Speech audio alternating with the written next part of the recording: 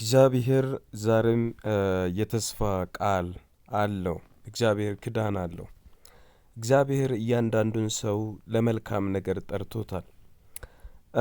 መጽሐፍ ቅዱስ እንግዲህ ወደ ገላትያ ሰዎች ምዕራፍ 1 ቁጥር 15 እስከ 16 ጳውሎስ ስለ ማንነቱ ሲናገር እናያለን እና እዚህ ስፍራ ምን ብሎ ጳውሎስ በመልእክቱ ሲጽፍ እናያለን። ነገር ግን በእናተ ማኅፀን ሳለሁ የለየኝ በጸጋውም የጠራኝ እግዚአብሔር በአሕዛብ መካከል ስለ እርሱ ወንጌልን እሰብክ ዘንድ ልጁን በእኔ ሁኔታ ሊገልጥ በወደደ ጊዜ ወዲያው ከሥጋና ከደም ጋር አልተማከርሁም እያለ ስለ ራሱ እግዚአብሔር በእርሱ ላይ ያለውን የዘላለሙን ሐሳብንና ፈቃድን ሲናገር እናያለን። እንግዲህ ጳውሎስ ማን ነው? አሁን ትልቁ ጥያቄ የምናነሳው ጳውሎስ ማን ነው? ጳውሎስ ማለት በአይሁድ ስርዓት የሚሄድ በጣም ለሕግ ቀና፣ ከዚያ የተነሳ የክርስቶስን ደቀ መዝሙር የሚያሳድድ አሳዳጅ ነበረ። በእስጢፋኖስ ሞት እንኳን የተስማማ ሰው ነበረ ጳውሎስ፣ ወይም በቀድሞ ስሙ ሳውል ተብሎ የሚጠራው። ይህ አሳዳጅ ወይም ይህ የእግዚአብሔርን ቤተ ክርስቲያን የሚያፈርስ ደቀ መዝሙርን የሚያሳድድ ገዳይ የነበረ በድሮ ስርዓትና ሕግ ሲሄድ የነበረ ሰው ግን የእግዚአብሔር ዘላለማዊ አጀንዳና ሐሳብ በእርሱ ነበረ። እስከሚያውቅበት እግዚአብሔር ተገልጦ በእርሱ ያለውን የዘላለሙን ሐሳቡንና ፈቃዱን እስከሚያሳውቅበት ጊዜ ድረስ ጳውሎስ የራሱን መንገድ የተከተለ ሰው ነበረ። በራሱ ታፔላ የሚሮጥ ሰው ነበረ። በራሱ ታርጋ የሚንቀሳቀስ ሰው ነበረ ጳውሎስ። ይህ ሰው እንግዲህ የሐዋርያት ሥራ ምዕራፍ 9 ላይ ኢየሱስ ክርስቶስ ከተገለጠለት በኋላ አናንያ ለሚባል ደቀ መዝሙር ኢየሱስ መጥቶ በሕልም ይህ ለእኔ የተመረጠ ዕቃ ነው፣ በአሕዛብ በእስራኤል ልጆች ፊት እና በነገሥታት ፊት ስሜን ይሸከም ዘንድ ለእኔ የተመረጠ ዕቃ ነው እስከሚልበት ጊዜ ድረስ መመረጡን የማያቅ ዕቃ መሆኑን የማያቅ እግዚአብሔር በእርሱ ላይ ያለውን የዘላለሙን አጀንዳና ሐሳብን የማያቅ ሰው ነበረ። ይህ ሰው እንግዲህ በጳውሎስ ሕይወት ውስጥ እግዚአብሔር በመጣ ጊዜ ጳውሎስ ለምን እንደተፈጠረ አወቀ ማለት ነው። የዘላለምን የእግዚአብሔርን ፕሮግራምንና አጀንዳን በእርሱ ላይ ያለውን አየ። እግዚአብሔር ዓይኖችን እስከሚገልጥልህ ድረስ በአንተ ሕይወት ውስጥ እግዚአብሔር ያለውን የዘላለምን ፕሮግራም እስከሚያሳውቅብህ ድረስ የምትመላለስበት ሕይወት ትክክለኛ የእግዚአብሔር ላይሆን ይችላል። እንደ ጳውሎስ ልብ ብለህ ማየት ያለብህ እግዚአብሔርን መፈለግ የሚያዋጣው ለዛ ነው። የእግዚአብሔር ዘላለማዊ አጀንዳና ሐሳብ ውስጥ ገብቶ ኖሮ ይችን ምድር ማለፍ ነው ስኬት ገንዘብ ማግኘት አይደለም።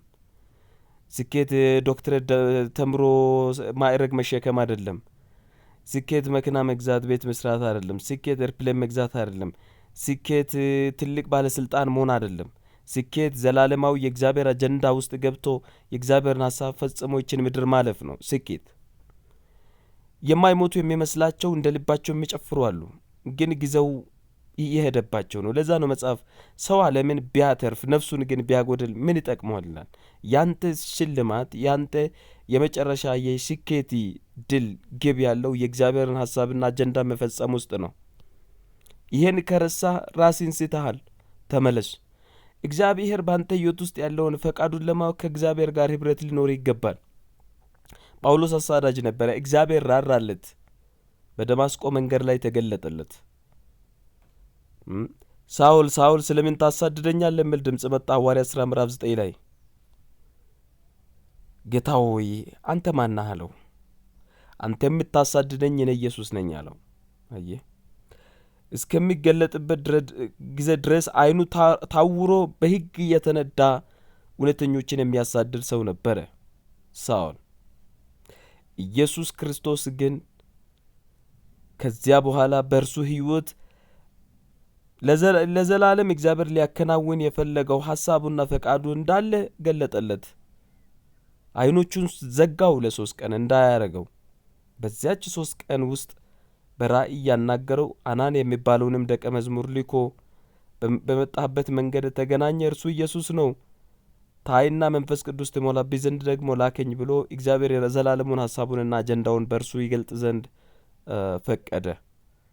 ሳኦልም መጽሐፍ እንደሚለው ጥቂት ቀን ከሐዋርያት ጋር በደማስቆ ቆየ። ከዚያ በኋላ ኢየሱስ ክርስቶስ የእግዚአብሔር ልጅ እንደሆነ በአደባባዮች በምኩራቦች ሰበከ። በጥቂት ቀናቶች ውስጥ አያችሁ፣ ወደ እግዚአብሔር ዘላለማዊ አጀንዳ ትውስጥ እስካልሆናችሁ ድረስ፣ የእግዚአብሔር ዘላለማዊ ፕሮግራም ጋር እስካልተገናኛችሁ ድረስ የሕይወት ስኬት ናቸው ብላችሁ የምትቆጥሯቸው ነገሮች በእግዚአብሔር ዘንድ ዋጋ የላቸውም።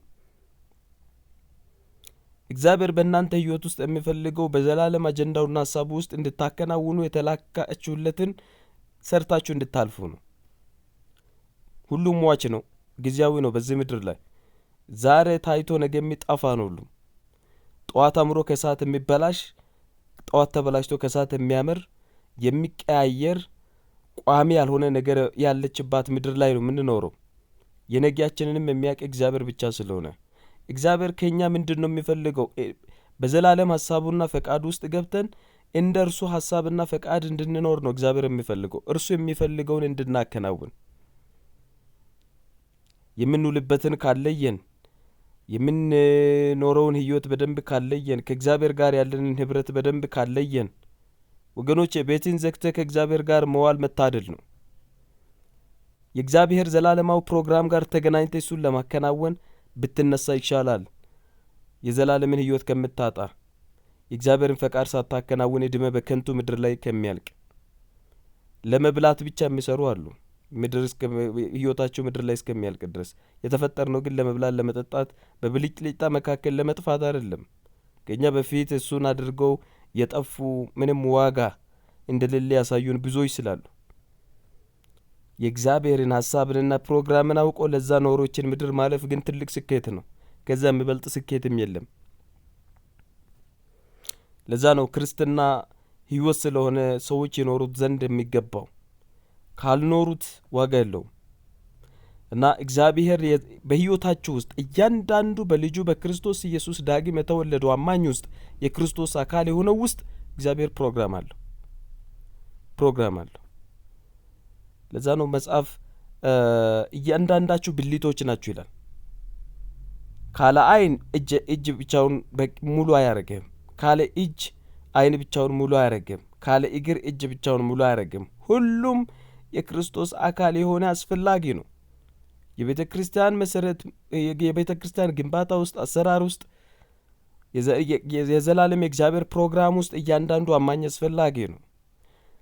የቱ ጋር እንደሚገባ ምን ማድረግ እንዳለበት ግን ማወቅ አለበት። እግዚአብሔር ለእያንዳንዱ ጸጋን አድሏል፣ ሰጥቷል። በልጁ በክርስቶስ ኢየሱስ የወንጌል ሥራ ውስጥ እያንዳንዱ የተሰጠው ድርሻ አለ።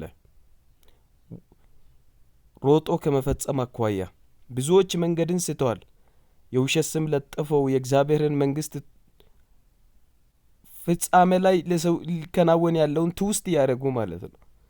ትውልድን ከመንገድ እያወጡ የስኬት መንገድ እያስመሰሉ ግን ወደ ስህተት ጎዳና እየመሩ፣ ወንጌል ግን የእግዚአብሔርን ሐሳብን ፈጽሞችን ምድር ማለፍ ነው። ይህ እንድታውቁ ፈልጋለሁ።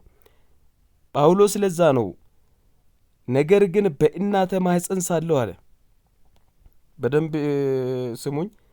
ነገር ግን በእናተ ማኅፀን ሳለሁ የለየኝ። ይህ አሳዳጅ የነበረ፣ ቤተ ክርስቲያንን ሲያፈርስ የነበረ፣ በእስጢፋኖስ ሞት ተስማማ፣ ለሕግ ቀንቶ እግዚአብሔርን ፕሮግራም ሲያሳድድ የነበረ ሰው ግን በእናቱ ማኅፀን ሳለ የተለየ ነበር። እግዚአብሔር በመጨረሻም በጸጋው ጠራኝ አለ። ጸጋ ካለ ራራልኝ ማለቱ ነው። የጠራኝ እግዚአብሔር በአሕዛብ መካከል ስለ እርሱ ወንጌልን ይሰብክ ዘንድ ልጁን በእኔ ሁኔታ ሊገልጥ በወደደ ጊዜ ይላል። አየህ፣ ራራለት፣ ልጁን በእርሱ ይገልጥ ዘንድም እግዚአብሔር ለየው። አየህ፣ የእግዚአብሔር ፕሮግራም ገና በእናቱ ማኅፀን ሳለ ነው እግዚአብሔር የለየው። አየህ፣ ካላወክ በእናት ማኅፀን ሳለ ገና እግዚአብሔር ለይቷል። አንተ እንድታከናውን የተላክለት ፈቃድ አለ። ጀስት እሱን ለይ። መብላትና መጠጣት ከሆነ ከሽንት ቤት አልፍ። እውነቱን ነው የማወራችሁ። ከሽንት ቤት አልፍም። እሱ ለሱ ከሆነ የተወለድነው ከንቱ ነው። መወለዳችን ዋጋ የለውም። በደንብ ትበላ ይሆናል፣ ጮማ ትበላ ይሆናል፣ ምግብ ትቀያይር ይሆናል፣ መጠጥ ትቀያይር ይሆናል። ከዚያ የሚያልፍ ነገር የለውም። ምድር ላይ ነው የሚቀረው። እግዚአብሔር ከዛ ባሻገር የሰው ልጅን ወደ ምድር ስልክ ወደዚህ ምድር እንድትመጣ ሲፈቅድ ፕሮግራም አለው ባንተ ላይ። እሱን መለየት በጣም ትልቅ የሰው ልጅ የህይወት አሳይመንት ነው እና ጳውሎስ የተለየ ነበረ። እስከሚገባው እግዚአብሔር እስከሚያሳውቀው ድረስ በእርሱ ህይወት ውስጥ እግዚአብሔር ሊፈጽም ያለው እስከሚገባው ድረስ ጳውሎስ እግዚአብሔር ፕሮግራም አጀንዳ በእርሱ ላይ ነበረ። መጨረሻ ላይ ግን እግዚአብሔር ገለጸለት፣ በጸጋውም ጠራው፣ ወንጌሉንም በእርሱ እጅ ላከ። የአሕዛብ ሐዋርያም አድርጎ ብዙ ምስጢራትን ገለጠለት። ለአሕዛብም የመዳንን መንገድ እግዚአብሔር ምን እንደሚመስል በእርሱ በኩል ወደ 13 መጽሐፍ ተጽፎ ለእኛ እንዲቀመጡ አደረገ ማለት ነው። ታላቅ ሰው አደረገው። ስለዚህ በእናንተ ህይወት ውስጥ ያለውን የእግዚአብሔርን አጀንዳና ሀሳብ መለየት፣ ለዚህ ሀሳብና ፈቃድ መኖር የህይወት ስኬት ነው። የህይወት ስኬት እንጀራ አይደለም። የህይወት ስኬት እዚህ ምድር ላይ የምታዩ ትርክ ምርክብ አይደለም። ተምረን ዶክተር ለመሆን ከኛ ፊት አሳይተዋል። ፕሮፌሰር መሆን ኢንቬንሽን ካላችሁ ምድር ላይ ያለው ሁሉ ያልሆነ የለም። በመጨረሻው ዘመን የሚያዋጣን የእግዚአብሔርን አጀንዳ ሀሳብ አውቀን ፕሮግራሙን አውቀን በህይወታችን ላይ ለዚያ ፕሮግራም ተለይተን መኖር ነው። ጌታ ይባረክ። ለዛ ነው እያንዳንዱ እንደተሰጠው ጸጋ መጠን ልክ ያገለግላል መጽሐፍ። የተሰጠ ጸጋ ምንድን ነው? እግዚአብሔር እንድታገለግል። ማንም የተፈጠረው እግዚአብሔርን አገልግሎ ለማለፍ ነው። አገልግሎት ልዩ ልዩ ቢሆንም፣ አሰራር ልዩ ልዩ ቢሆንም ያንን መለየት የህይወት ስኬት ያ ነው። ያንን ለይቶ ለዛ መኖር እግዚአብሔር በህይወታችሁ በእናንተ ህይወት ያሰበውን ያከናውን ዘንድ በጸጋው እንዲያግዛችሁ ጸልያለሁ። እግዚአብሔር በመንገዳችሁ ያስባችሁ፣ ጸጋውን በእናንተ ይግለጥ። ለፈጠራችሁ ዓላማ እግዚአብሔር ይለያችሁ፣ ለዚያም ያኑራችሁ። ህይወታችሁ የስኬት ይሁን፣ የከሰረ እንዳይሆን። ምክንያቱም ሰው ዓለምን ቢያተርፍ ነፍሱን ግን ቢያጎድል ምን ይጠቅመዋል ይላል። ክርስቶስን የያዘ የዘላለምን የእግዚአብሔርን ፕሮግራምና አጀንዳ የተረዳ ሰው በምድር 100 እጥፍ ያፈራል፣ በሰማይ ደግሞ የዘላለምን ህይወት ያገኛል። ይህን ነው መጽሐፍ የምናገረው። ተባረኩ። መልካም ነገር ከዚህ እንደምትማሩ አስባለሁ። ተባረኩ። መልካም ጊዜ። Have a good time.